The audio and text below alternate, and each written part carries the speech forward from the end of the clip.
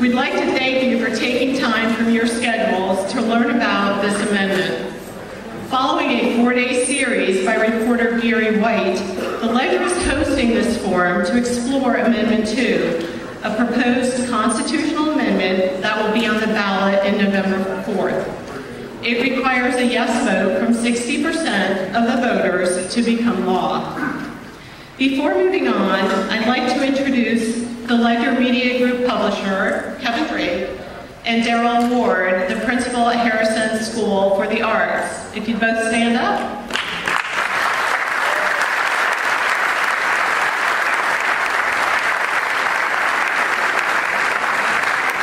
Mr. Ward, we'd like to thank you for allowing us to use this beautiful venue tonight to help educate the public. It's really a perfect use for this school auditorium, and we are very grateful for your partnership. We understand that people have strongly held opinions about Amendment 2, and the topic of medical marijuana can generate intense emotions. We ask that you remain courteous and respectful as you hear opinions about Amendment 2 that might differ from your own. Our panelists have driven from around the state, and they have invested a lot of time to provide you with the information tonight. And despite what some TV stations have said all day long, this is not a debate. This is an educational forum. And, we also strongly discourage heckling, and we do have people here, Ledger employees, who will ask uniformed officers to remove anyone who is disruptive.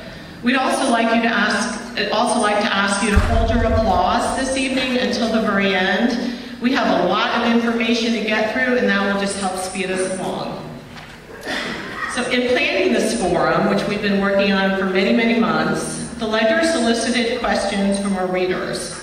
We received more than we will likely get through tonight, so our editors chose the ones that were most relevant, trying to seek a balance between those skeptical about Amendment 2 and those favoring it.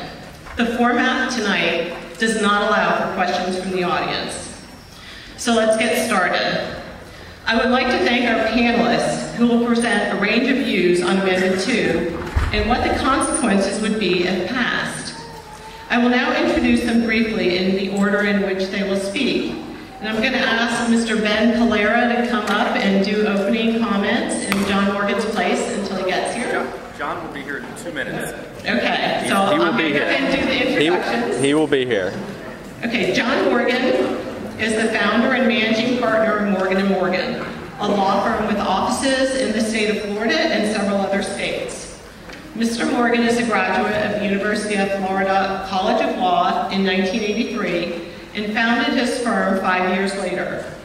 He led the successful effort to gather signatures for a petition to have Amendment 2 placed on the ballot. He serves as chairman of United for Care, an organization leading the campaign for passage of Amendment 2. Grady Judd has been sheriff of Polk County since 2004 and has been a member of the agency since 1972. He is the immediate past president of the Florida Sheriff's Association. Sheriff Judd is a leading spokesman for the Don't Let Florida Go to Pot coalition, which is campaigning against Amendment 2. He has a master's degree in criminal justice from Rollins College and has completed training with the FBI and other organizations. Next we have Irvin Rosenfeld, who was diagnosed at age 10 with a rare bone disorder that causes pain and puts him at risk of tumors. He discovered in 1971 that marijuana provided relief from his symptoms, and he successfully appealed to the Food and Drug Administration to join the Compassionate Care Case Investigation of New Drug program. Since 1982, the federal government has provided him with monthly supplies of marijuana. Mr. Rosenfeld works as a stockbroker in Fort Lauderdale and is the author of the book, My Medicine. Dr. Sergio Cione is a physician with a family practice in Lakeland. He earned his medical degrees in the Dominican Republic and did residencies at St. Catherine's Hospital in Kenosha, Wisconsin, and Ochsner Medical Foundation in New Orleans. He has been licensed to practice in Florida since 1999. He is a past president of the Polk County Medical Association and is now on its board of trustees. Next we have Dr. Jeffrey Redout, who is a licensed clinical neuropsychologist based in Winter Haven with more than 25 years experience. He has a doctorate from Syracuse University. He is president of the psychology division of the medical section at Winter Haven Hospital.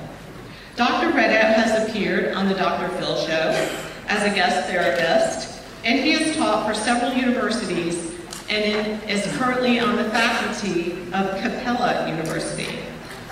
And our last speaker today will be Dr. Jessica Spencer, who is a certified prevention and addictions professional with 16 years experience in the field of substance abuse prevention. Dr. Spencer earned her doctorate in education and organizational leadership from Nova Southeastern University. She recently took a leave of absence from the Manatee County Substance Abuse Coalition, where she was project director, to become statewide coalition director for the Vote No on 2 campaign. Once again, thank you all for coming. Each of the panelists will be giving 5 minutes to make an opening statement. We will then ask questions submitted in advance by ledger readers. Finally, each member will be given 2 minutes to make a closing statement. Once again, this forum is to educate the public. It's not a debate. So I'm switching things up a little bit as we wait for Mr. Morgan. Mr. Rosenfeld, the floor is yours.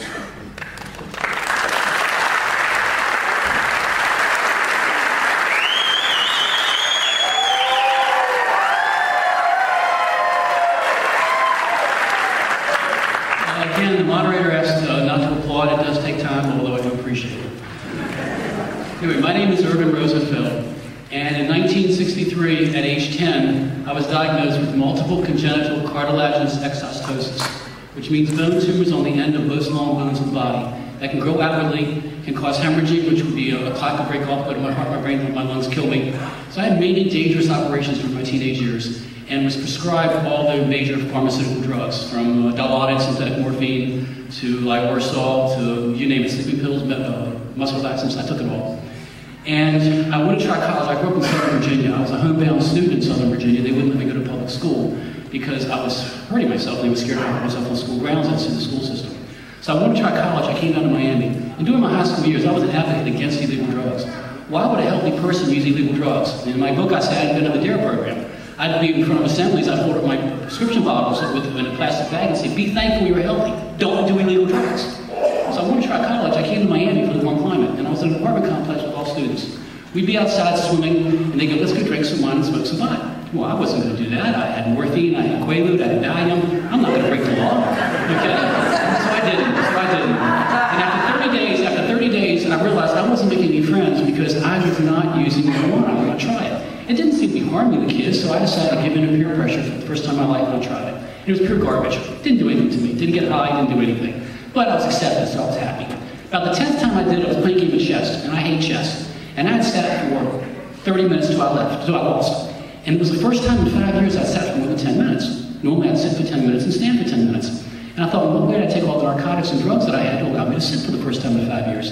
And it dawned on me I hadn't taken a pill for 6 hours. Well, then how can I sit? And just then the person sitting beside me handed me the joint. And I looked at it, and I thought, this is garbage. This was the only thing I was doing was garbage. So I contacted my orthopedic surgeon in Virginia, who knew me since age 10, and asked him, was there any medical benefit of medical cannabis? He said, I don't know, contact your family. Now, my great uncle at one point was head of pediatrics at Johns Hopkins. My regular uncle taught pediatrics at Yale. My sister was head of nuclear medicine at Duke. So I contacted them and told them what happened. I was able to sit for the first time, and all I did was smoke garbage called marijuana. I don't get high off of it or anything like that, but apparently it's helped me medically. And guess what? We found that it is true. This was a legal medicine in this country from 1850 to 1937, manufactured by Merck, Eli Lilly, all the major pharmaceutical companies, mostly in tincture form, used for many different disorders, but prevalently for muscle relaxant, anti-inflammatory, for pain. I went, voila, that must be what it's doing for me. I got to experiment with this. So that's what I did. I bought it, okay, I broke the law and bought marijuana, and I'd use it for 3 weeks and get miraculously better. My intake of harmful narcotics decreased by 60, 70, 80%. But I was in Florida, so maybe it was the warm weather in Miami that was making me feel better, so I'd stop using it. And then after 1 week, I went downhill, I did it again. I did this 3 times. And at this point in my college, people were getting busted. And I wasn't a criminal, I was a patient. But yet, I was at risk of getting arrested. So I decided I was going to, the federal government was one to outlaw it. They have their own government form in Mississippi, been there since 1968. And so if the federal government was one to outlaw it, the federal government should be the one to supply it. So I went back to Virginia and I took on the federal government. It was a 10-year struggle. I had University of Virginia Law School behind me, I had the state of Virginia behind me. I had the state police. And luckily I was able to get hearings before FDA, and I won those hearings in October of 1982. And ever since November of 82, the federal government, your tax money, and I would say a show of hands, who pays federal taxes in here? Well, I want to thank each and every one of you for paying for my medicine for the last 32 years. Now, 32 years, think about that, 32 years, well, it's not a medicine. We have no long-term studies that show it's a medicine, we need long-term studies. Well folks, here I am, okay, I've used 10 joints a day for 32 years, and I've smoked for 43 years. Again, my lung capacity is 108% of normal, okay? I'm a stockbroker, I handle a lot of money on a daily basis. I'm in really good health considering somebody who has a severe bone disorder. I haven't taken any narcotics or any kind of drugs forever. So what I'm here to say is this is not the stereo people make it out to be. The lies that people have been telling you that at first it made you lethargic or it made black people go after white women or vice versa, this was all hysteria that people put into it to make it. I'm living proof. Here I am, folks, okay, and I'm probably the only one on the panel that's ever actually used marijuana. So I'm just going to say I appreciate everybody coming out tonight, and I hope everybody will learn and make an educated decision on this. Thank you very much.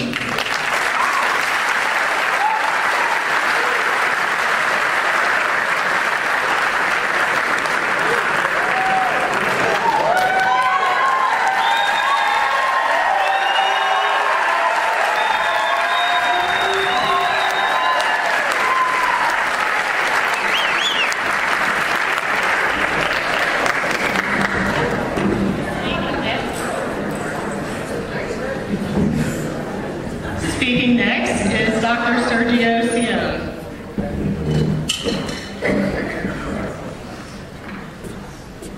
Well, I was born in Miami, and I'm glad Miami helped you. And there was a lot of marijuana in Miami in the late 1970s and early 80s. But I'm going to talk a little bit about the medical effects of marijuana. So, it's very common. It's the most commonly illegally used drug in the United States and in the world. 160 million people in the world use it. It's about 4% of the Earth's population. The active ingredient, as most of you know, is THC. Okay, THC, and it stands for tetrahydrocannabinoids. And in the late 1960s, the amount of THC in a marijuana cigarette, okay, or a joint was about 1 to 5%. Now it's a little more than that. Now it's closer to 10 to 15%. And the reason is people that grow marijuana have become very innovative, become very good at it. They've increased the amount of THC in marijuana. So marijuana cigarettes now are much more potent than the marijuana cigarettes that were used in the 1970s. So what are some of the effects of marijuana? Marijuana certainly has medical effects. Okay? It distorts your sense of time. Things seem faster than what they really are. It alters your spatial perception of things. It impairs short-term memory. It impairs your attention span. It impairs your ability to assess risks. It impairs cognitive function. And the cognitive function impairment only lasts a few hours after you inhale it. Unfortunately, the motor impairments can last up to 24 hours. So what happens is the mood-altering characteristics of the drug and the cognitive function impairment of the drug wears off in a few hours, but the motor function, your dexterity, your skills, still remain impaired for almost 24 hours later. Okay? There were 400 different types of compounds in the average marijuana cigarette. And about 20 to 50% is rapidly absorbed in the lungs if you smoke it.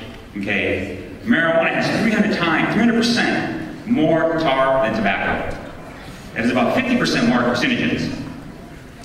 It's more easily deposited in the lungs, more easily absorbed than tobacco.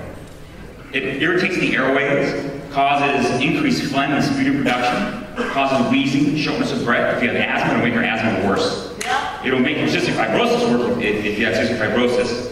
Okay? And in just about anybody who smokes really anything, but particularly marijuana and cigarettes, okay, you have chronic inflammatory changes in the lungs. Okay? And despite what you read, marijuana does increase the risk of lung cancer. It does increase the risk of bladder cancer. Okay? It also shrinks your brain. There are cannabinoid receptors. There are cannabinoid receptors in the, well, no, it's true. There are cannabinoid receptors in the amygdala and the hippocampus. So what happens is, when you have constant attachment of this drug on the receptors, the normal physiological response is to downregulate the receptor. So what happens is this part of the brain shrinks. The amygdala is sort of a very primitive portion of the brain, and it controls emotions and other things. Okay? So about 10% of people who smoke marijuana will become addicted to it. Okay? Marijuana also, this is for the college students, decrease your testosterone levels, they decrease your libido, they cause gynecomastia, which is breast enlargement in men. Okay? They decrease sperm count, they increase gum disease. Okay? The French study, which essentially came out in April of 2014, studied the use of marijuana, and they found that it contributed to coronary artery disease and heart disease, which is sort of a new finding.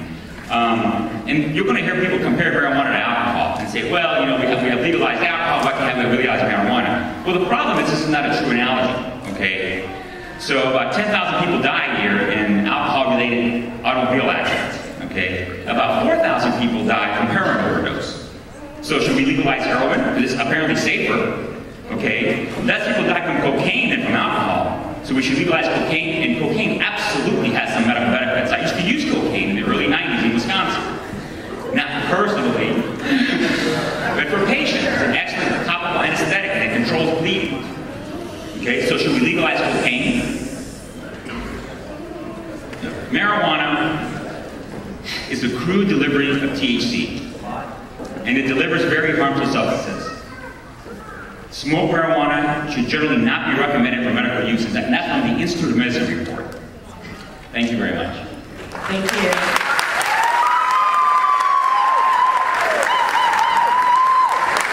Okay, next up is Dr. Jeff Redow.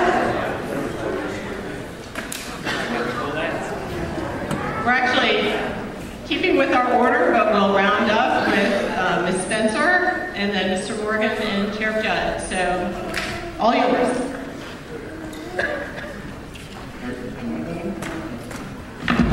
I guess everybody take a deep breath. Try to open your minds. How many people out there think that they're going to learn something tonight that is going to change their opinion? Really? I'm glad to see that there are a few people that raise their hands.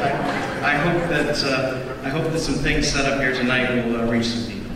I am officially a neutral person on this. I'm going to try to present the science. And the science is kind of tricky because what you'll find is that science says that some things that support medical marijuana being used, and science also says some things that you really got to watch out because there are some downsides to it. It is not without risk. But medicine is not about things having no risk. It's about weighing risks and benefits. One of the problems with marijuana is the Schedule I status. And the AMA has been very firm on saying it has no business being on Schedule I, along with heroin and other drugs. Schedule II is things like methamphetamine. There are some people in a recent neurology journal that have said maybe it should be on Schedule III with Vicodin and codeine. You know, because it has some risks. It does have some risk of dependency, and but it does have some benefits too. So what kinds of risks and benefits does it have? Some of the main risks are for the developing brain. This is where you have with adolescents, there have been many studies recently that have said, well, it could probably cost you some IQ points. Could. Regular use in adolescence with the developing brain does seem to be very, very bad for the developing brain. People who begin to use in adolescence are much more likely to become dependent on it, are much more likely to have problems with it, and are much more likely to have lasting problems throughout their life because of it. It doesn't happen with everybody. You have to weigh these things, but it does happen with a large percentage. And so, certainly anything, when people say, well, we don't want it to get in the hands of our teenagers, they're absolutely right about that. On the other side, we have, what kind of benefits does it have? There are a lot of studies done mainly in other countries, but also in this country. Other countries don't have the Schedule I status that the U.S. has. And so what do they find? They find, well, it's very helpful for a lot of neuropathic pain, kind of like Mr. Rosenfeld has. It's better than placebo for HIV, for cachexis, which is the wasting in HIV and AIDS. It's very good for what's called CINV, the cancer-induced nausea and vomiting. It is better than placebo for reducing spasticity in multiple sclerosis. And it's helpful in a number of other conditions, including rheumatoid arthritis. It's been implicated in cancer patients with anorexia, and cancer patients with nausea and amesis. Is it the first-line medication that you should go for in these cases? Maybe not. A lot of these studies have been done with people who are treatment-resistant, because not everybody responds well to narcotics, which is very often the main thing that is used. The thing that you want to also talk about here is why smoke it. And the real reason for that at this point, it drives doctors crazy, because you're right, smoking marijuana, smoking anything is not really good for your lungs, it's not really good for you. Although there has never been a case of lung cancer or emphysema attributable to smoking. That's from a paper that was presented before the Drug Enforcement Administration in 2005. There have been, the main reason to smoke it is because people can titrate their own dose better. It's immediately bioavailable. When you take it internally, like Marinol or Casamet, it has to go through the gut, and so you lose some of that bioavailability. It's not as easy to know when the dose is going to kick in or not, and the line there between taking more than you want to take and taking less than you want to take, it's much harder to judge. That's why people smoke it. It's a little bit better if you use vaporization, but there's still things that go into the lungs. I want to tell you a little bit about scientific evidence. One of the things that we worry about here is that you have to be careful of what are called anecdotal evidence.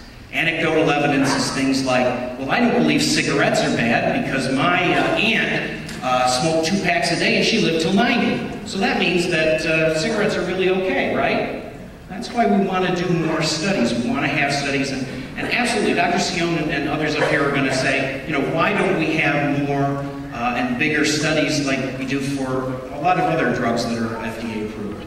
And the reason is mainly the Schedule I. The other thing we want to watch out for is correlation. Correlation is when two things happen together. Correlation does not mean causation. My alarm clock goes off at 6 a.m. every morning, and within an hour the sun goes up. I wonder if my alarm clock causes the sun to go up. We have seen some studies that say that in states that have legalized medical marijuana, I need to stop, don't I? States that have legalized medical marijuana, suicides in men aged 20 to 39 fell. Is that because they legalized medical marijuana? I don't know. Some people will say, yes, that's exactly, I would like that to be true. But that doesn't make it true. There are studies that say that traffic fatalities have fallen in states that legalize medical marijuana. Why should that be true? Is that because they legalized medical marijuana? Don't know. More studies are needed. Thank you.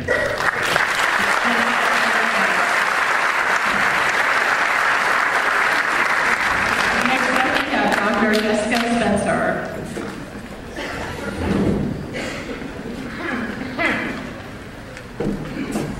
Good evening.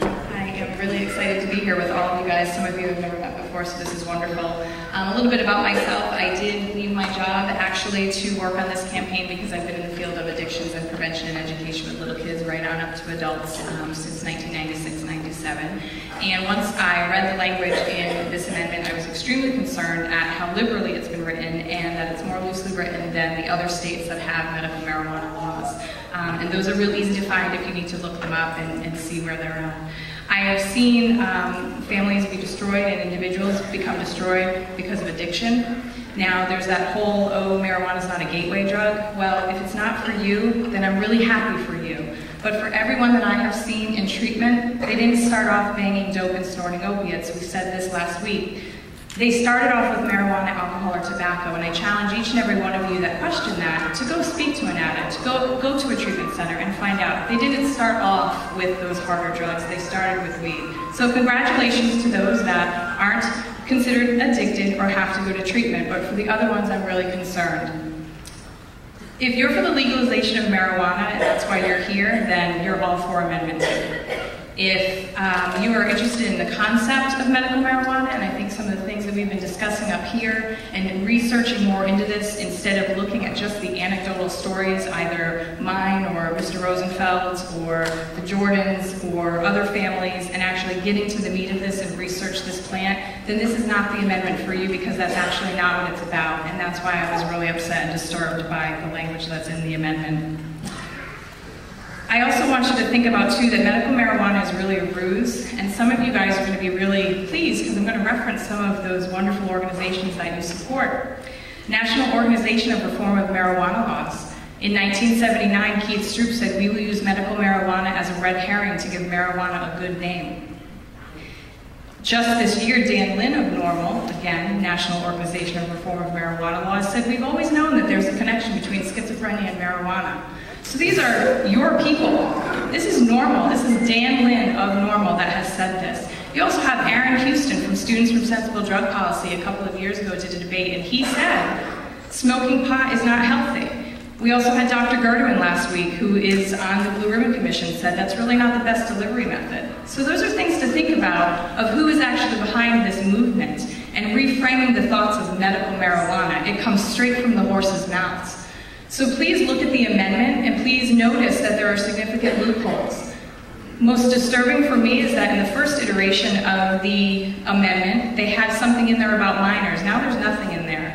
And it's important to understand that this is a constitutional amendment, and because there is no age restriction, which by the way, we're the only state to put forth medical marijuana laws that has no age restriction, kids now have a constitutional right to go to a pot doc and get pot. Now, Mr. Morgan's writing notes, and I'm sure he's going to try to talk about how parents have the ability to sign a parent and guardian consent form anytime you take your child to the doctor. There actually isn't a statute that requires that. We all, when we go there, sign that blindly form. It's not required. And so these unscrupulous doctors, when we are concerned about the pill mills that might be taking over these pot shops, we're concerned that they're going to prey on our kids because, unfortunately, there isn't a protection. And it is a constitutional amendment. Why was it not written in there? The only requirement for a caregiver is that you're 21. When I think of a caregiver, I think of a family member, a parent, a spouse, a loved one that knows that person's illness, disease, and understands how their drugs of choice or their pharmaceuticals work on them. They talk to the doctor, they talk to the pharmacist. The only requirement for this caregiver is that you're 21. You don't need a medical background, you don't have a background screening, and you don't even have to be related. That's outrageous to me. Another loophole that is in the language is the pot shops. We're afraid because we're going to come back to pill mills, call it fear-mongering, call it what you will, but there's no zoning or restrictions on that. And we can't rely or assume that the Department of Health is going to do that because, again, it's a constitutional amendment. Please remember that a yes on this, a yes vote on this is for forever. A no is for not right now. Please revisit this language. Please work with us. Please fix these issues, which I understand this Blue Ribbon Commission has come in to say that they will try to do. But again, it's a constitutional amendment. We are not able to make the changes to it now. We are voting on the language as it stands, and constitutional law supersedes all other state law and city and county laws. I hope I'm at my 5 minutes. You are 4.5, so thank you.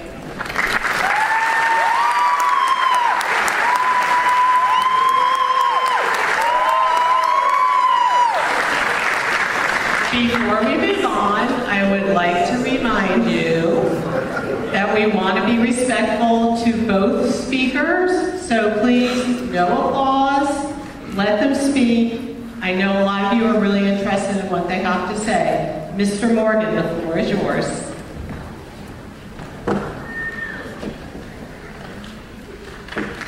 Well, thank you. It's good to be here. I have an irresistible urge every time I'm in front of the microphone and people to say, if you've been injured in on the job, I've been hassled by the Osceola County Sheriff's Office called Judd.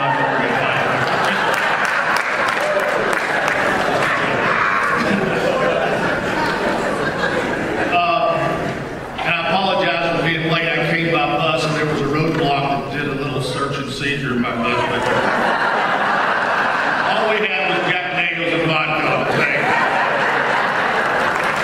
It's always very intimidating when you debate a man who's wearing a gun. It's also very intimidating when he's got his SWAT team in the back with guns. So I'm not going to say anything bad about Grady today. I can promise you that. He's not only a good man and a good sheriff, he's a great man and a great sheriff.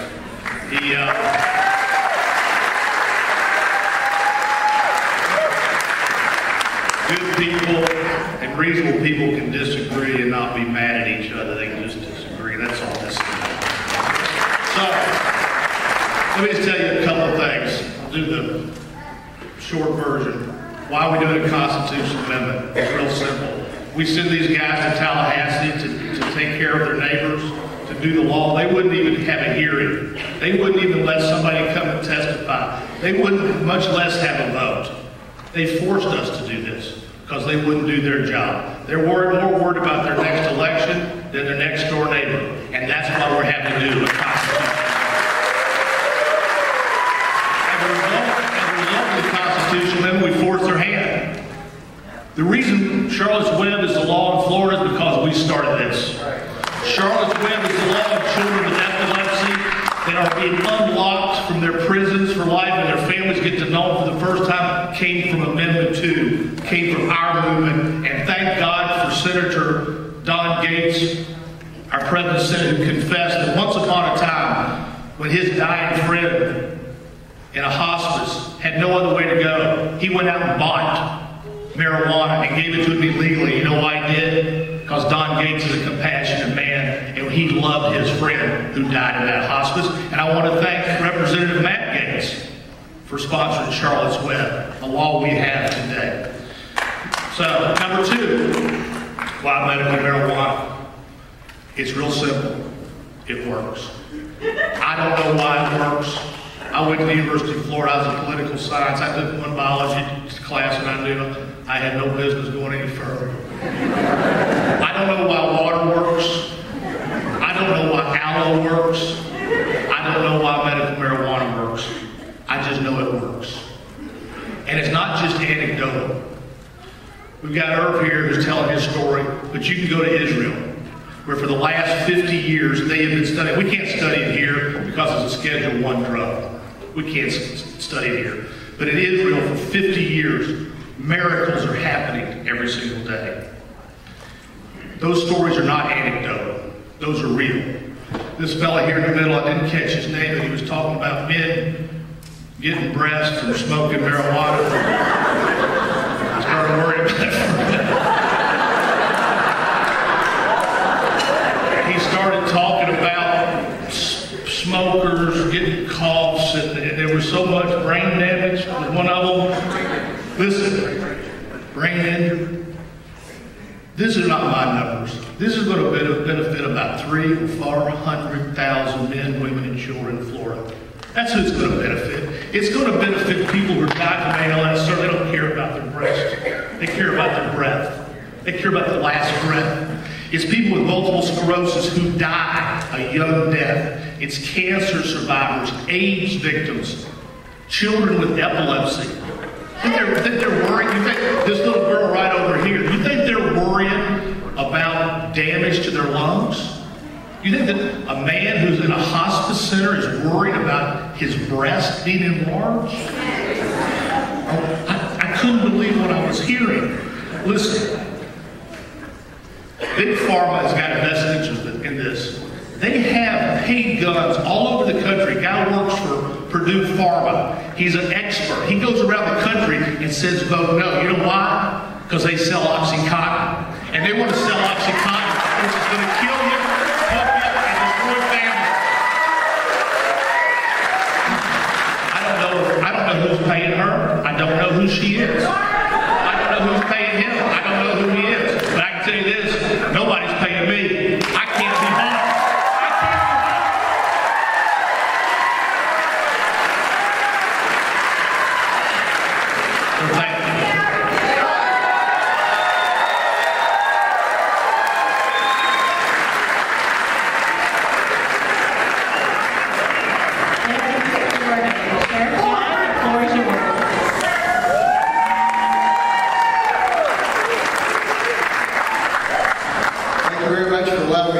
Now you see why you run such a successful law firm, don't you? You know, I had someone tell me today, he said, you know, I know you don't like that, John Morgan. I said, no, just the opposite. It's true. I had a nephew that worked for him when he had a debilitating injury during a diving accident. First one at the hospital was John Morgan. The last one to leave was John Morgan. John Morgan is very special to me and my family. He's a good man. He's a great man. We disagree on this issue, but I can tell you this, that as we go forward, and the pro-marijuana people will call it medicine for the very ill, for only acute diseases such as cancer and ALS. They pull our heartstrings of the compassionate voters in Florida, and they said, you know, don't you want to help the very sick? And my response to that is absolutely. Yes. So my question is, then why was the Constitutional Amendment 2 written like it was? Full of loopholes. You know, when's the last time that you went to a doctor and your doctor said, here, take this medicine and go home and smoke it till you feel better? That's legitimate medicine. When's the last time your doctor said, don't go to the pharmacy to fill this prescription, go to the marijuana dispensary? Ladies and gentlemen, the nation spent billions of dollars educating the country about the health dangers of smoking cigarettes. And now we're supposed to think that smoking marijuana is healthy. Ladies and gentlemen, here's what I want to tell you. The Constitutional Amendment, as it's written, is full of loopholes. You heard the good doctor speak a minute. And that's what I'm concerned about. Loopholes such as a qualifying patient is a person. You're a person, I'm a person, a teenager's a person. When you look to see debilitating medical condition in the Constitutional Amendment, you can go, but yeah, well, you know, that sounds good to help those very sick. And then there's these special words that says, or other conditions that are not debilitating conditions at all, but it's leg cramps, can't sleep at night, backaches, stress, anxiety. Do those sound like debilitating diseases? Yeah, my backache's a debilitating disease, I can assure you. And I think you just answered your own question there. Personal caregiver, 21 years of age. And that's all that's in the Constitutional Amendment. And then there's the one that really catches my interest. It's no civil liability for the physician that recommends marijuana.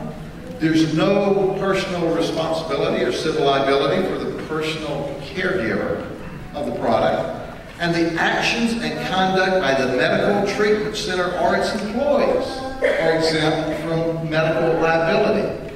Ladies and gentlemen, every profession I know has civil liability if they fail to do what they're supposed to, except under Constitutional Amendment 2. If you operate within the confines of that, you're civilly and criminally immune.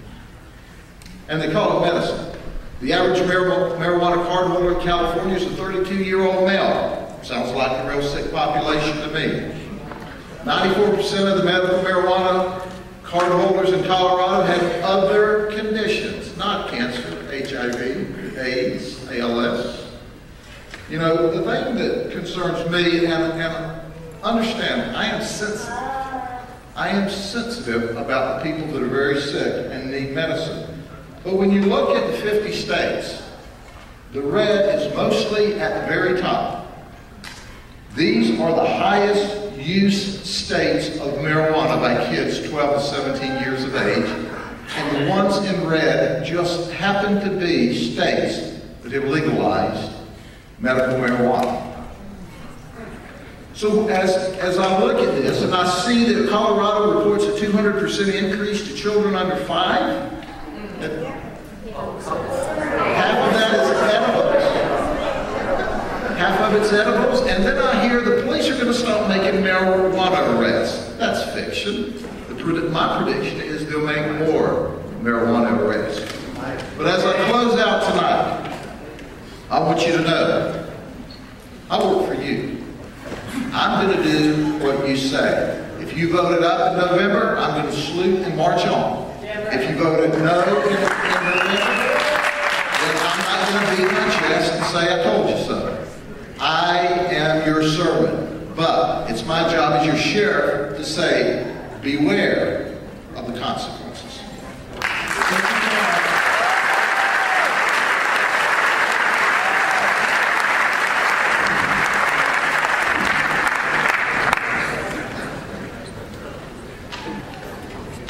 Thank you all, and thanks for these just really incredible speakers tonight who have provided a lot of information and a lot to think about. So now we're going to get some questions that have been asked in advance. The first one is for Mr. Morgan, and I am reading these questions as they were submitted. So if I say I'm not talking about me, I'm talking about the person who wrote the question.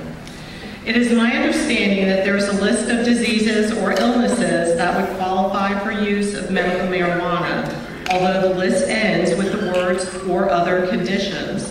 What is to stop some physicians from selling prescriptions to anyone who wants them, much like some pain management clinics do now? Mr. Morgan? Either way. Well, the short answer is nothing. But I'll tell you the other question is, what is to stop a deputy sheriff from breaking the law? I read today in the paper where a deputy down in Orlando stole. No, listen. No. What's to sort of do it the other way? What's to stop a lawyer from taking his client's money? What's to stop a rogue actor from doing anything bad? What's to stop a doctor from selling illegal pill pills? Nothing. But let me tell you what. I believe in doctors. I believe that 99% are good. I believe that they understand what the word debilitating means. They understand that that little girl in that wheelchair is debilitating. If you believe in doctors, and I do, if you believe that 99% are good, and I do, look, there's going to be crooks everywhere. You can't stop that. I guarantee you, Sheriff Judd has been surprised by some of the crooks that he never would have thought were crooks. But what we have to do is we have to trust our doctors. If you trust your doctor, trust them with this amendment. Thank you. Okay, again, if we get a little applause, we'll get through a lot more questions. You'll find a lot more information. Sheriff Judd, are law enforcement officials concerned about losing revenue if Amendment 2 passes? If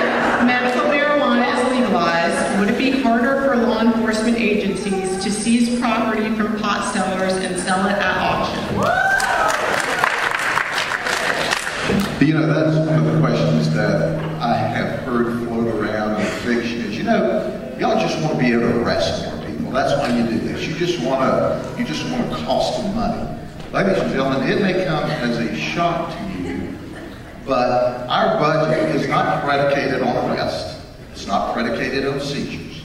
Our budget's not created so that we can spend that operating money on cars.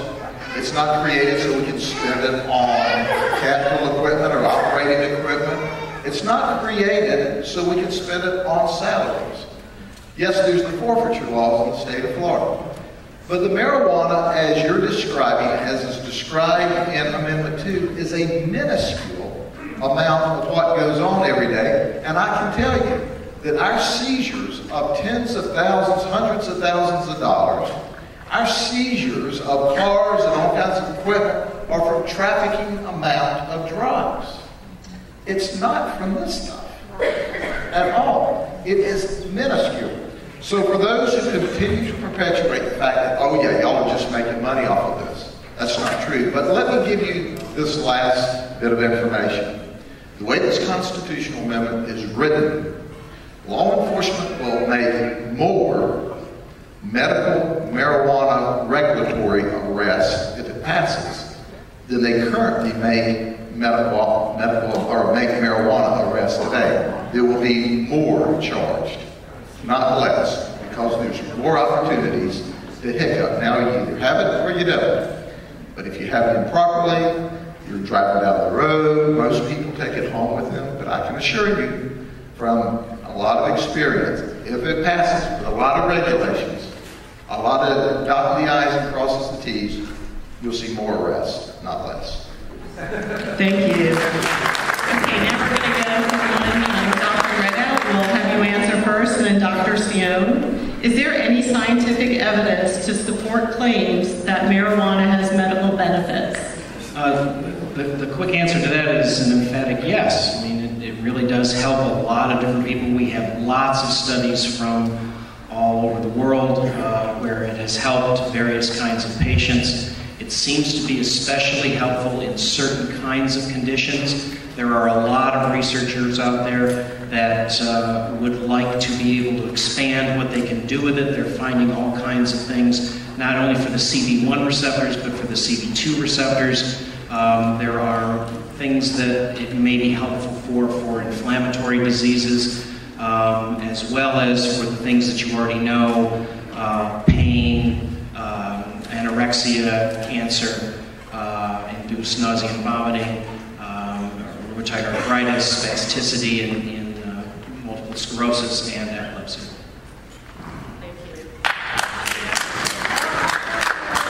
Well, first of all, I've been a doctor for 25 years, and I've treated thousands of people with, chronic, debilitating, fatal diseases. And until now, I didn't know I was a horrible person. I mean, I don't want to go against Mr. Morgan or Court of Law, because I feel terrible. I mean, I've been just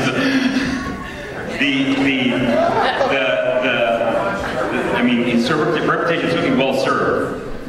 Marijuana is a drug, all right? So all drugs have negative and positive effects. So I mentioned the negative effects. There are certainly positive effects of marijuana. I mean, there are positive effects of Jack Daniels, all right? So if you have pain, if you drink Jack Daniels, your pain threshold is going to decrease. If you're an insomniac and you drink Jack Daniels, all right, you're going to get sleepy. It's a depressant. So the question is, it's not whether marijuana has any medical effects. The question is, do the positive effects outweigh the negative effects? And is it a safe modality? Is it a safe drug? All right. So, and is it superior to current medical therapy? The true question of that is we don't know. It hasn't been truly studied. All right. It's been a Schedule I drug. All right. That forbids any university, any research institution in the United States from studying it. The AMA position is it should be taken off the Schedule I drug and studied. That's the position of almost every single organized medical society in the United States. All the ways should be studied. I mean, nobody disagrees with that. My concern, all right, is that to make a drug available without any significant research, all right, as to the impact of that drug is foolhardy. It's just silly. And people have already spoken about the problems with the actual amendment, how it's written, all right? And Mr. Morgan is right. 99% of the doctors are good doctors. But let me tell you, a few years ago, Florida was the #1 place in the United States that were prescribing Oxycontin and narcotics. 9 out of the 10 most prescribed physicians were living in Florida, in the United States. Okay? So you know what? You gotta worry about that 1%. You better worry about that 1%. Because that 1% can cause a lot of problems. It can kill a lot of people. So we can't make it. We can't make decisions. We cannot make public health policy decisions based on emotion, based on rhetoric, and based on anecdote. We have to base it on fact. In the U.S. court system, anecdote and emotion work. Thank you, Dr. Science that does it. Mr. Rosenfeld, there's no approved form of medicine that is smoked, and we all know about the health hazards of cigarettes. How can smoked marijuana be considered a form of medicine? Dr. Donald Tashkin, for 30 years, worked for the federal government to prove the negative aspects of marijuana on the human body. His one last study was a 10-year study to prove once and for all that marijuana caused lung cancer. He was sure of it. He did a 10-year study with over 10,000 patients in California. At the end of this 10 years, he stated that he could not find one case of lung cancer due to marijuana. What he also stated was this, that the people that smoked cigarettes and marijuana had less cancers than the people that just smoked cigarettes. Reason being, marijuana is a neuroprotectant for the lungs. Okay, well, let's forget about smoking it, okay? There's other forms of ingestion. There's sublingual sprays that you spray into your tongue. There are vaporizers where you vaporize it. Okay, you can make butter, make edibles out of it. Okay, make tinctures out of it. But again, getting back to smoking, Kathy Jordan over there, who has ALS for 27 years, she mostly ingests her cannabis without smoking it. But in the mornings, she has to smoke it because ALS patients gather liquid in their lungs overnight. That's what ends up really killing them. So what the cannabis does is, it's an irritant. It irritates the lungs to where she coughs off that liquid in the morning. So she's able to survive. So there is a benefit to smoke marijuana. And again, myself, I've smoked it. That's mainly 99% of what I do. I've smoked it for 43 years. The last time myself and the other 3 federal patients were tested for lung capacity, my lung capacity was 108% normal. The other 3 federal patients were 100 to 105% normal. So if you can say, well, you know, it harms everybody's lungs except for these 4 patients, well, that's not true, okay? So what, again, I try to say is, you know, I don't want to be this theory of the person that says, you know, it's not dangerous. It does have some problems to it. Okay, but lung damage is not one of those problems. It's that simple. Here I am standing in front of you and can document that I've smoked over 140,000 cannabis cigarettes provided by the federal government. I'm ready to prove that it doesn't cause lung cancer. Now, they used to say that I'm the 85-year-old man that smokes 2 packs of cigarettes a day and didn't get lung cancer, therefore it doesn't cause lung cancer. But they tested the 4 of us federal patients. So are they going to say now that only 4 patients that it doesn't harm are the 4 federal patients? I don't think so. Thank you. Dr. Spencer, opponents say the phrase, quote, debilitating condition is vague and would allow doctors to give prescriptions to anyone for any ailment, such as headaches and all the things we talked about before. What should be done to ensure that doesn't happen if Amendment 2 passes? I think we've already sort of addressed this actually in my opening statements, so I'll just reiterate that again, this is a constitutional amendment. We do not have any such statute that states that parents have to give consent for medical treatment. It's just kind of standard practice that we all sign those forms, and we usually sign even in the parent-guardian line or patient line. So the problem is when we start talking about regulations and, well, what can we do to ensure that that doesn't happen, the authors could have written it into the amendment, is how we could have ensured that, because once you come back and try to regulate or restrict, you're open to litigation. So there, at this point, again, when we go back to that 1% of doctors, how do we know that they're not going to recommend this? Because again, it's not a prescription to our kids. So I think we've already addressed it, and so just to be able to reiterate, that's good. Thank you. Okay, Mr. Morgan. My understanding is that Florida already has a legal form of marijuana called Marinol for medical conditions.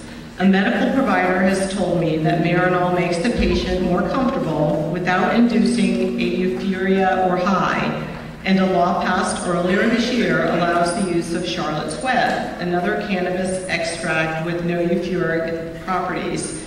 So why do we need Amendment 2 and additional marijuana use? Well, here's what we know for a fact. We know about Marinol. We know that Marinol is made by Big Pharma. We know that they know that it works, marijuana. They've just not been able to harness it in a capsule form. They've been trying for 40 years. They just can't do it. When you're nauseated, there's a nausea drug that just doesn't work. And so the reason we need it, as Herb talked about, there are many different strains. It's like asking the question, why do we need Xanax, Darvocet, Percocet, Oxycontin, morphine, aspirin? Why do we need them all? Because they all do different things. Marijuana has all sorts of strains that do different things. For this little girl's epilepsy, it'll be an oil. For her, it's a smoke form. For others, it'll be butter and food. But the one thing we know for a fact is we know there's no studies in America because it's a Schedule I drug. There's plenty of studies in Israel. But we know this. We know for a fact that it works because they've made Marinol. The question is, are we going to wait another 30 or 40 years for the pharmaceutical companies to make billions of dollars when we have an herb, a plant put into nature for us by God that works?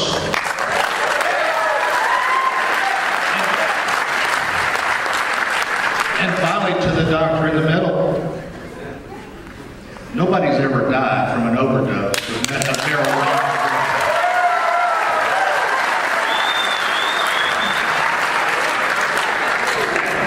Sheriff Judd, how will an officer be able to field test a person suspected of being under the influence of marijuana, and who will determine whether the person was smoking marijuana legally or not? If a person has a prescription, will that satisfy the courts? First, for the person that asked that question, they won't have a prescription because doctors can't write prescriptions even under Constitutional Amendment 2. They'll have to have a recommendation. Second of all, law enforcement officers will make arrests for those intoxicated and operating a motor vehicle then, like they do now. Simply, that's number one, they see the driving conduct. Then they stop the vehicle, ask the person to get out, and submit to some sobriety test. Once that's completed, then they can arrest them, take them in custody, and ask them to take a test, either a urinalysis or a blood test, to check for the presence of THC. Currently in Florida law, there is no nanogram level that establishes automatic intoxication like there is for alcohol at 0.08. So the criminal case for driving under the influence would be clearly made based upon the other investigations that we currently do. So none of that would change. And it's important to point out that this is all about keeping people safe. It's all about making sure that people aren't intoxicated and on the road driving regardless of what's in their system. And there is this fictional belief going around that if they pass Amendment 2 and I get my medical marijuana card and I'm stopped for DUI, I can show them my card and I can't be arrested. Oh, I hate to disappoint you. That's not the way that deal works. Any more than if you get stopped, you break out a copy of your prescription from the other drug, or you show us a receipt from your alcohol. You know, I got this receipt where I legally bought it. I can't go to jail for this. So anyway, let me set the record clear on that. Thank you. Thank you. Mr. Rosenfeld, this is a long kind of multi-part question. The amendment says caregivers would be allowed to assist patients' medical use of marijuana, and it says the Department of Health would issue ID cards to patients and caregivers. That sounds pretty vague. Will there be a screening process for patients and caregivers? Will caregivers with criminal records be able to obtain marijuana for their clients? And can a pimp of a 15-year-old runaway be considered a caregiver? What defines caregiver, and can you see why there is concern about how vague the language is? Okay, I am part of the Blue Ribbon Committee, which is helping to write policy that we want to see go into effect November 5th after the ballot initiative is passed. Okay, I'm a federal patient. There's nobody more legal in this country than I am. So I am helping to set policy that we make sure that the patients are law-abiding and are legally allowed to possess a recommendation. We want to make sure that a caregiver has the same qualifications. Now, can somebody have a criminal record and still be a caregiver? Well, let's say 10 years ago they were arrested for buying marijuana from an undercover police officer. Then yes, I believe they would be allowed to. Now, let's say that same person committed second-degree murder and now is out of prison. No, they should not be allowed to have it. So we want to make this, what I want to see, and that's why I'm on the Blue Ribbon Committee. This committee, by the way, is made up of bipartisan. I mean, there are people on the committee that are working diligently to keep it from passing. But what they said is this: while we don't want it to pass, and we're going to work as hard as we can, we want to make sure that if it does pass, we have the best rules and regulations in this country. That's what I'm making sure of, because I'm a federal patient. If I'm putting my name onto this amendment, I want to make sure that I'm not going to be embarrassed. The federal government grows marijuana for me on the campus of the University of Mississippi. They ship it to Raleigh, North Carolina, where it's freeze-dried in cigarette form. Now, we're not going to have the privilege of doing it that way, but we sure can set a policy to make sure that dispensaries are on the up and up. We can make sure that every plant that's being grown has a barcode, seed to sale, to watch where that plant goes from the day it was born to when it's sold, okay? And also when it's sold, we're going to be able to equate that to how much money that dispensary took in, so they'll be able to take that money and deposit it into a bank to be able to show that it's not money laundering. Okay? You know, I help so much in the country that I just want to make sure that if we pass this, that we have the best law possible to help the most people and to be compassionate, because that's what this is all about. If it wasn't for the patients, we wouldn't be here today. Thank you.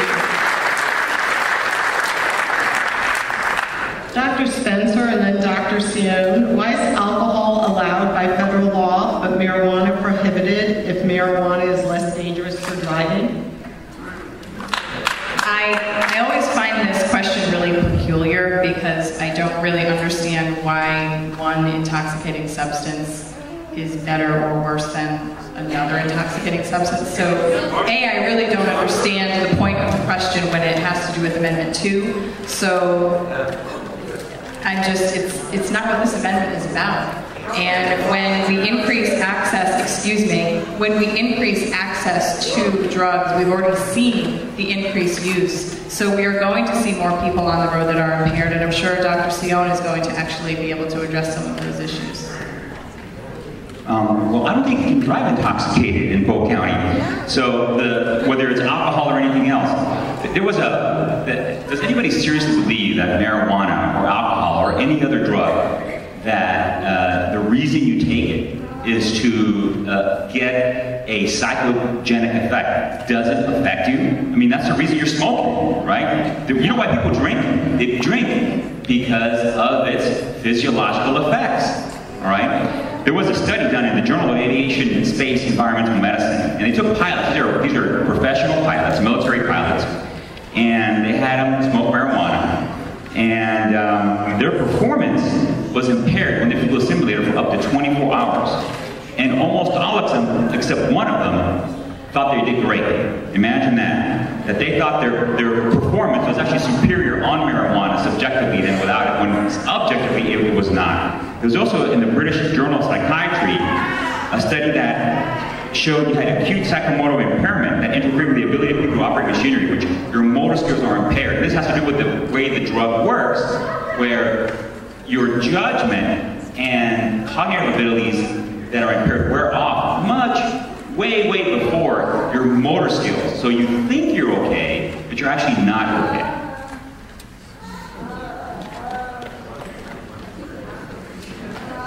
Dr. Redout, is marijuana addictive in both physical and psychological ways?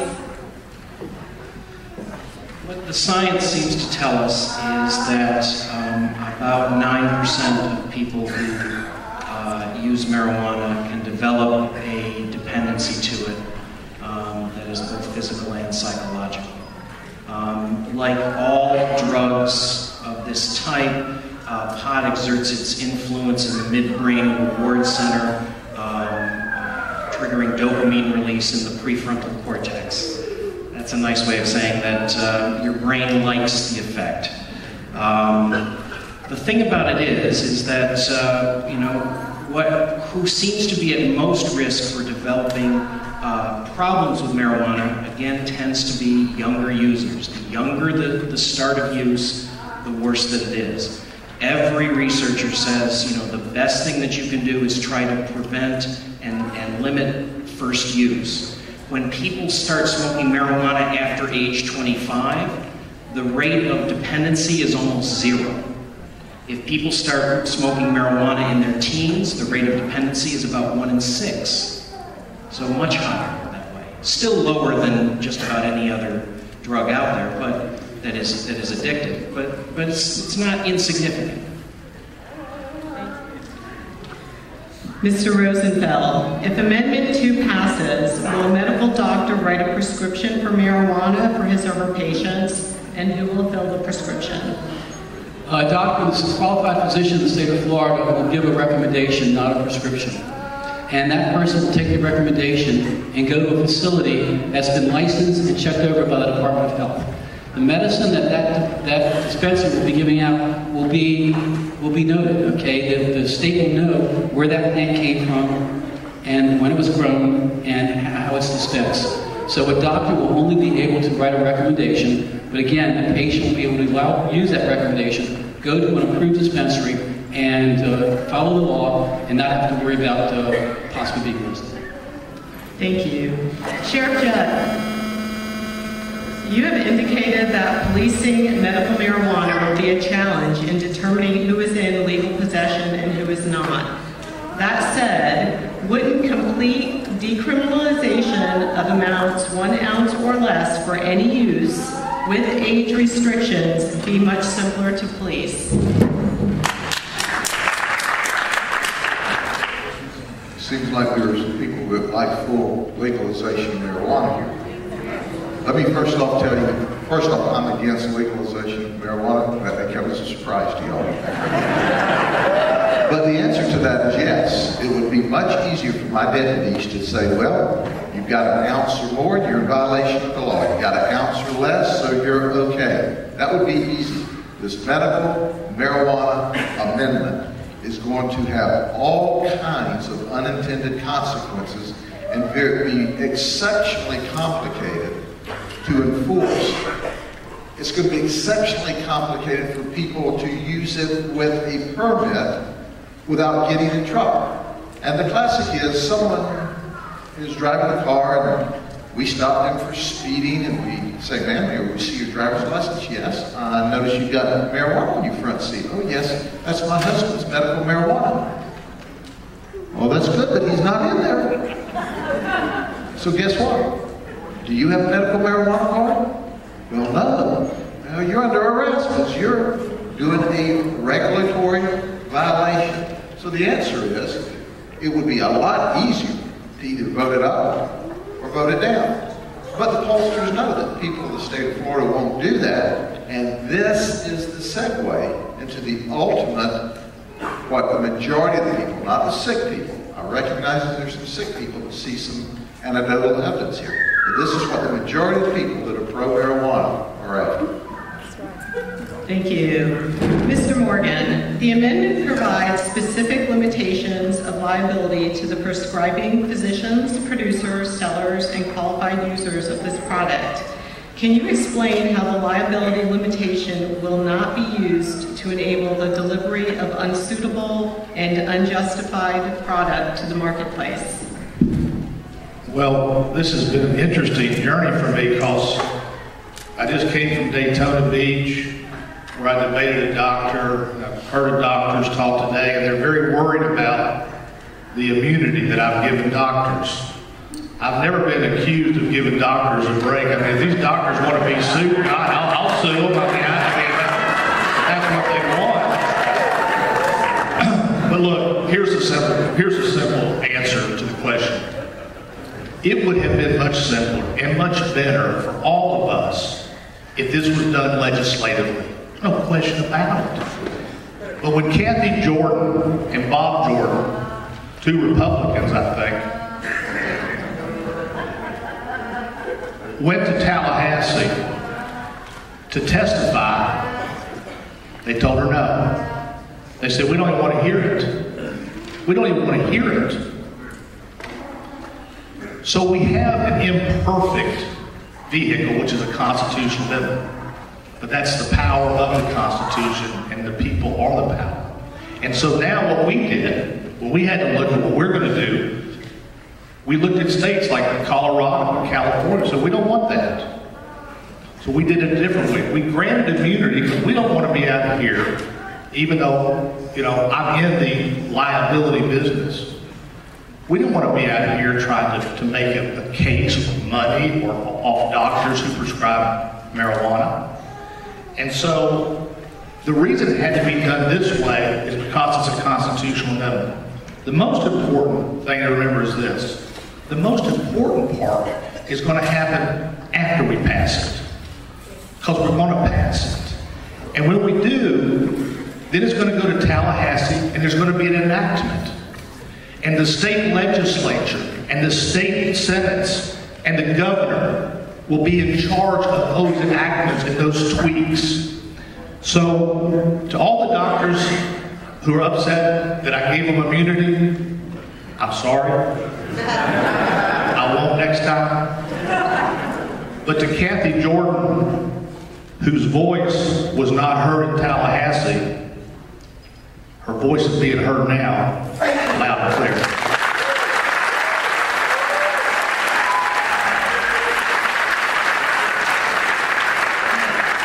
Thank you. We're going to keep going with a few more questions. If we can have brief answers, that would be appreciated. We'll get a couple more in. Dr. Spencer, vote no on 2 says that under Amendment 2, teens and children will be able to legally purchase pot without their parents' consent.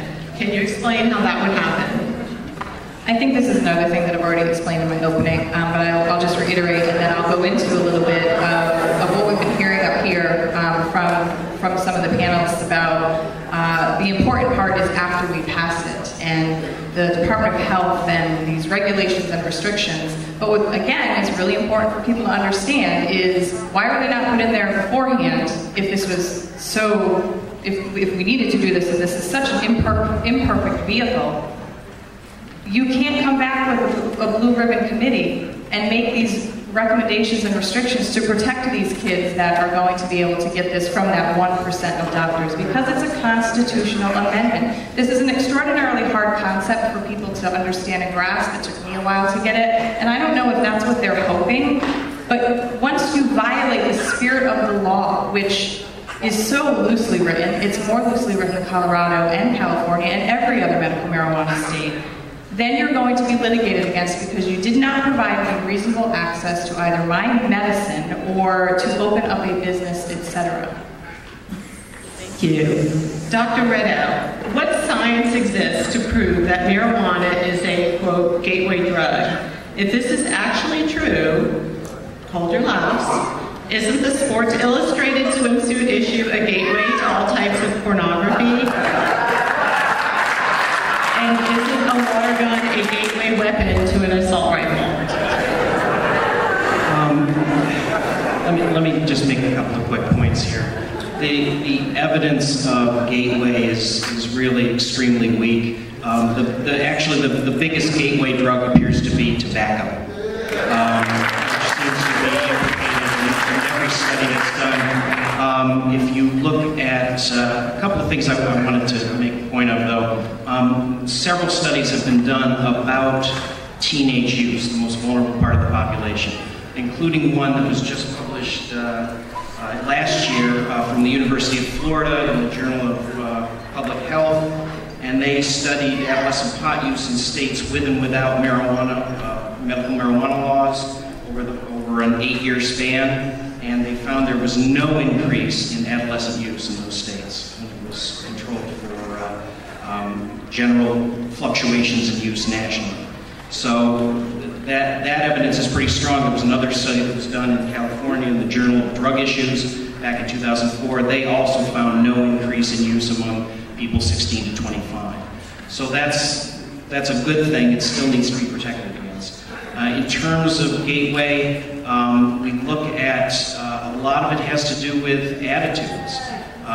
If you look at the Netherlands, where pot is, you can get pot on the street corners.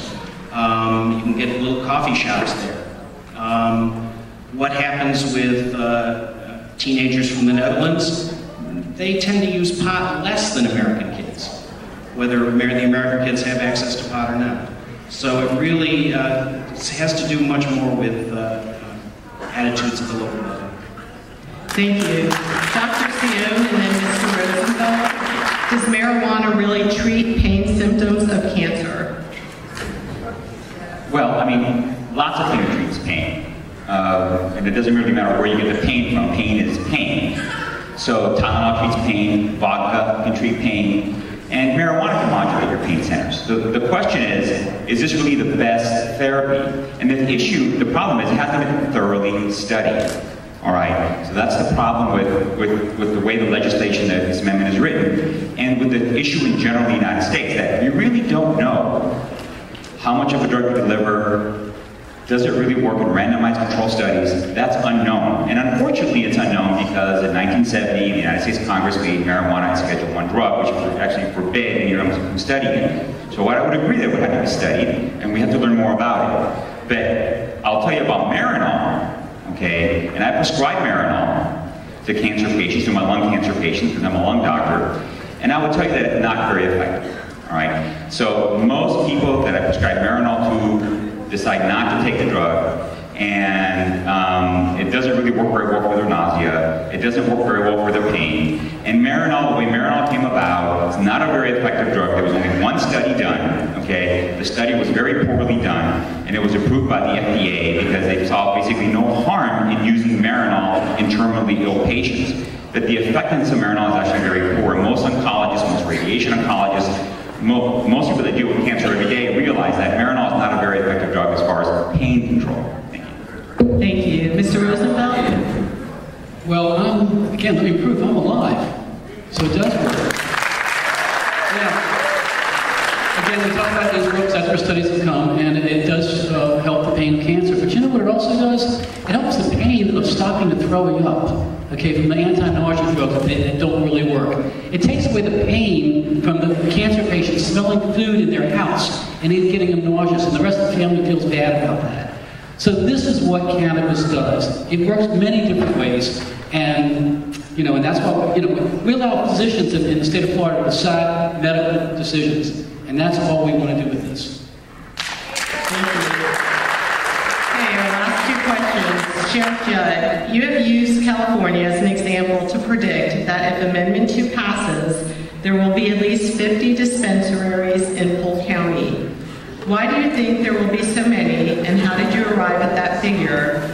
Do you know whether Florida's Department of Health will establish guidelines similar to those in California or go another route? The pro-marijuana people saying, yeah, that's great. Let me show you this. I just happen to have a chart. Imagine that. The Department of Health gave us the system by which to figure this out. Are you all ready? If you multiply the population of the county by 0.000928889, you end up with 57.029 medical marijuana dispensaries. We first started out saying there were 50, and the reason we did that is we took the population of Orange County, Orange County, California, divided into the number of medical marijuana dispensaries, and then we evaluated that based on our population. We came out with 50, the Department of Health came out with 57. So ladies and gentlemen, At the end of the day, if we were talking about the very sick in this, only the very sick in this constitutional amendment, we wouldn't be here. My whole point is the constitutional amendment does much more than I believe the intent of the people who want to use marijuana strictly for significant diseases and pain. And that's why I'm concerned. Thank you. Our last question is to Mr. Morgan. What is the reasoning behind specifying the establishment of medical marijuana distribution centers rather than directing that it be dispensed by licensed pharmacists like other regulated drugs? Well, first of all, as far as dispensaries go, again,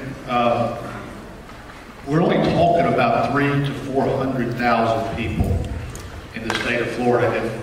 If Polk County gets 57 dispensaries, I guess everybody's going to have their own personal dispensary in the state of Florida. I extrapolate my numbers, but I'm not good at math either. The reason this is the way it has to be is, look, pharmacists know nothing about marijuana. It's a Schedule I drug. But people in Canada do, and people in Israel do, and people all over the world do. So the reason we have a dispensary is for people who know the most about it, to help really sick people so that Kathy Jordan doesn't have to break the law when she goes to her dispensary. When you go to a pharmacy, you're there to get Xanax and pills and cold pills and everything else. It's apples and oranges. And the pharmacists do a great job, but the people who know this business and who know this science will absolutely, utterly amaze you, because there is a real science behind all this.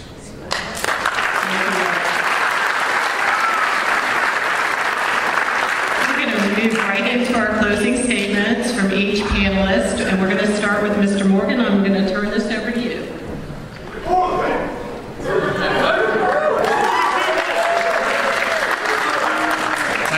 Thank you all for letting me be here. I want to thank my co-panelists on both sides and tell you why I did this.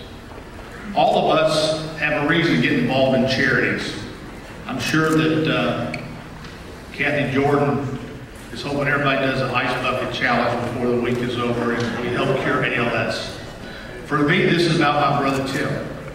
My brother Tim was hurt when he was 18 years old, paralyzed from the neck down, C6, C7.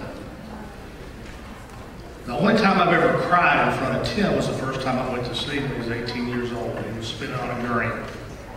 I've probably cried 500 times plus about Tim since that time. His suffering is immeasurable. His loss of dignity has been unbelievable. If Tim was to survive without the marijuana he uses, he was up to 7 Xanax a day. That'll put down a horse. My brother Tim, the pain, as he describes it, starts at the tip of his toes and races to his brain, and it's like a brain freeze. If he feels it coming, he takes a hit of marijuana, it's gone. His spasms jump out of his, make his legs jump out of the chair. One hit of marijuana stops those spasms. The Jordans have met him.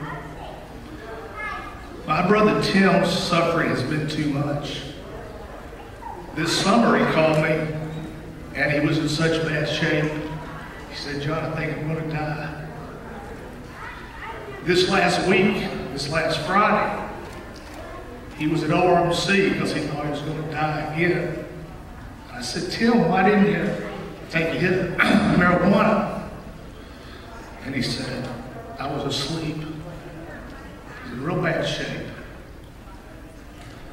This stuff works, and I've seen it, and I know it. For all of you who don't have an illness or affliction or disease, God bless you.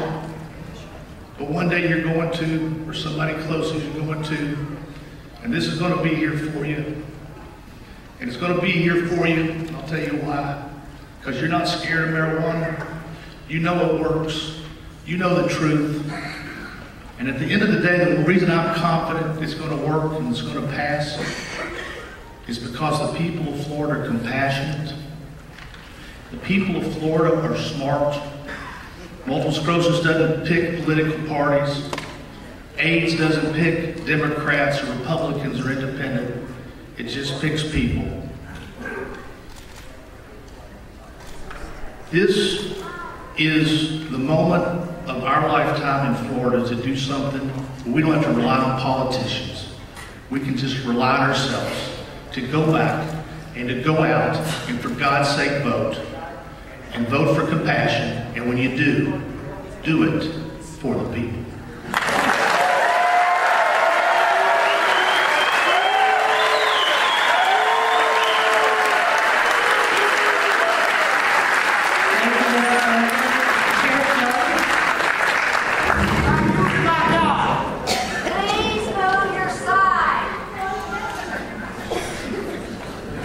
You know, as I close today, my heart breaks for John's brother and the other people that are very, very sick. And ladies and gentlemen, if we were here today talking about marijuana to treat those that are very sick and diseased, well, actually, we wouldn't be here. I don't know anybody that's not compassionate and doesn't want that. Amendment 2 in its current form worries me. Quite frankly, ladies and gentlemen, here's what's been going around in the newspapers this week in Polk County. Quote, like it or not, ladies and gentlemen, medical marijuana is like a speeding out of control train, which is coming to a state, to a county, to a city, to a town, to a school, to a church near you, and you can't stop it. Ladies and gentlemen, that's not my quote. That's the pro-marijuana people's quote. And I can tell you where it happened. Sunday morning in a church in Lake Wells, where the people that are preparing to grow marijuana stood up and said that in church. Ben Flora, United for Care, bragged this week in the paper that Amendment 2 passage will preempt Florida law against drug paraphernalia, such as bombs. Now, ladies and gentlemen, I didn't hear one word about the very sick, about the very diseased, about the folks who all of our heart breaks for. I'm with you. I'm with you that we want to do everything we can for them. I understand John's position when he says, hey, we depended on the legislature and they didn't get it done. Well, you guessed right that they didn't get it done until this year. But ladies and gentlemen, what I'm talking about is Amendment 2 in its current form and the unintended consequences. What I'm talking about is the multiple loopholes that's going to create de facto legalization. It's not just going to help those that are very sick. The devil and the unintended consequences are in the details, and that's what I'm concerned about. And I close with this. If you went down to a used car lot and you said, hey, I'd like to buy this car. And they said, oh, yeah, I want to sell it to you. Just sign the papers. No, I'd like to look under the hood. I'd like to test drive it. I'd like to look in the trunk. They said, hey, don't worry about that. We got a mechanic in the back. Sign the papers and buy it. And we'll fix it later. That's what they're asking you to do with Amendment 2. You're asking you to vote for it.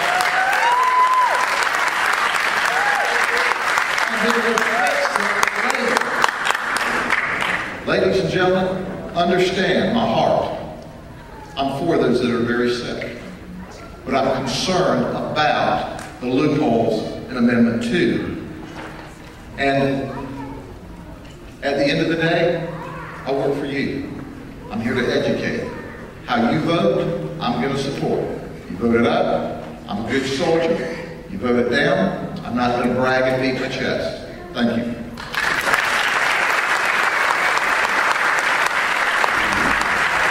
Thank you, Sheriff. Mr. Rosenfeld?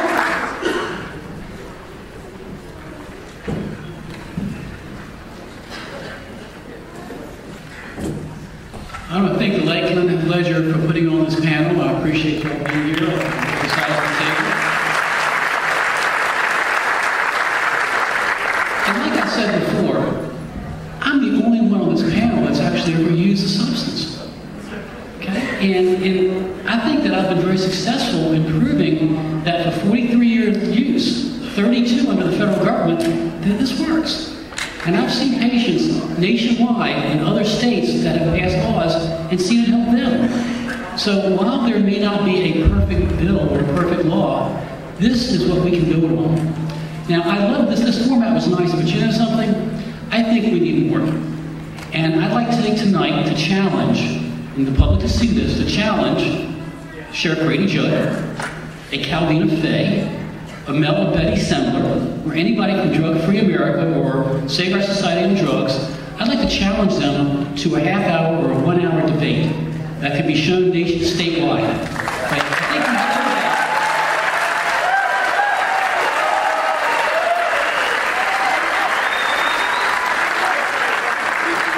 I think we owe that to the people, to really bring it out, to where we can make a debate. Because when Sheriff Judd says something, I can't answer it. When I say something, he can't answer it. And so I really think that, again, we're all logical people, okay? None of us are, we're all intelligent. We all have our own beliefs, okay? But the bottom line is, we want what's best for the people and what's best for Florida. And I believe that this amendment is what's best for the patients and what is best for Florida.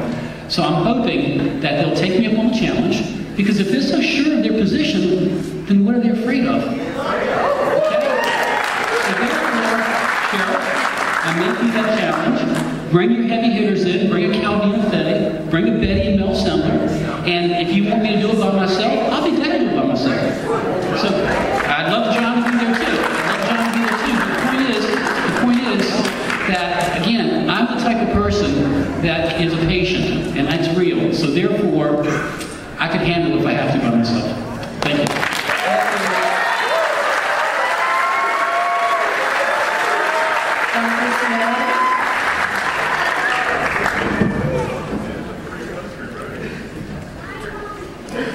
What I would say is to Mr. Rosenfeld, I'm not sure he's the only one who's used marijuana on the panel. That's all I'm going to say. I'm not going to say anything else. And I don't want to get in trouble. I mean, it's been implied and it's been said that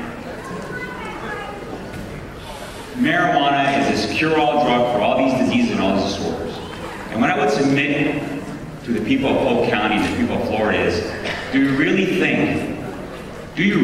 think that physicians who see devastating disease, incredible pain and suffering, do you really think that the million physicians in this country would keep a medication, a drug, a therapy, withheld it if they knew it was going to work? Do you think every single university in this country is going to withhold it? Please, audience. That's just not true. And the evidence is not clear. It's not to say that marijuana doesn't have some positive effects, but the problem is it has not been fully studied. We really don't know. And you can't base public health policy and public policy based on anecdotes. I mean, we could talk about Laetrile. We could talk about thalidomide in the 1960s. We could talk about all these drugs that cause devastating problems. People have suffered from these drugs and from these medications that were used. We have to be sure. We have to be absolutely sure that what we do is correct, is medically correct, that actually will help people.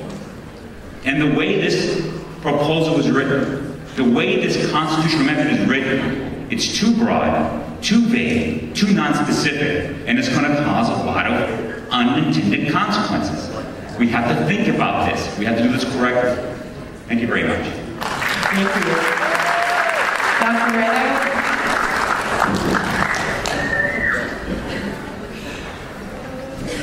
So is there anybody out there who had their opinion that changed from when they walked in here to now? Anybody change their opinion? Yeah, I didn't think so.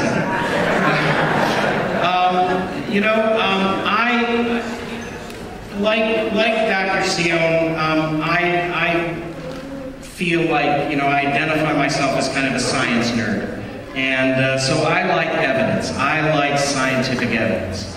And he is absolutely right that more studies need to be done and that this can be much more thoroughly explored.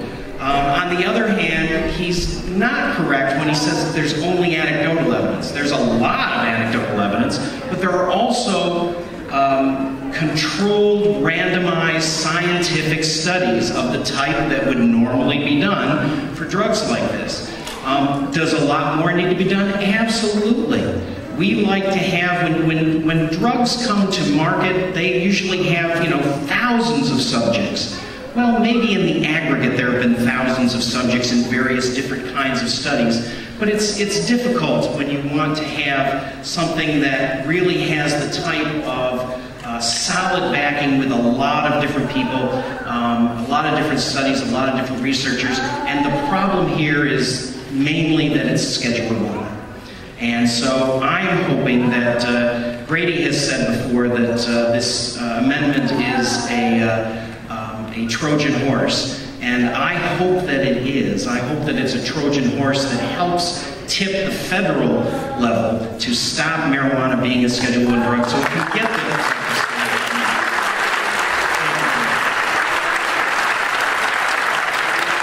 Thank you, Dr. Redow. And Dr. Spencer? It's going to be fun being the last one. I think this is most difficult because all of us on this panel, and I believe everyone in this audience is compassionate, and I think everyone on this panel has a compelling argument, a compelling story, a compelling whatever it may be.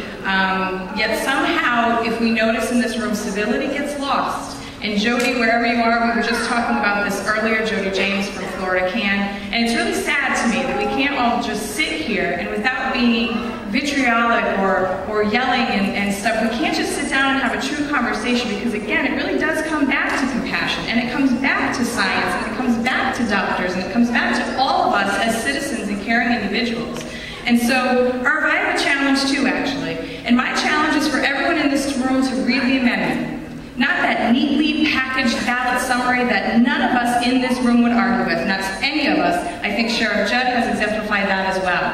But please read the amendment. I always have copies with me. You can find it on Ballotpedia. Actually, Mr. Morgan, I'm sure you can find it somewhere on one of their websites that you can read the entire amendment. Educate yourselves. I think all of us up here, we have compelling and passionate arguments for this, but it is up to us as the voters to get out there and be educated on it. Please read the amendment. Understand what we've been talking about on this side about the loopholes that are in there. Understand our concerns as to why it's so loosely written. If we really were truly up here to talk about the medicinal benefits of this plant that I don't think any of us up here are denying or saying aren't there, but we need research.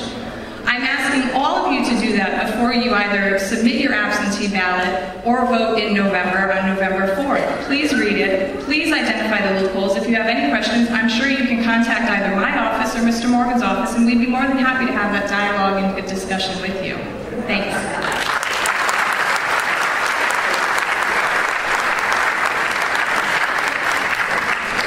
Thank you. Okay.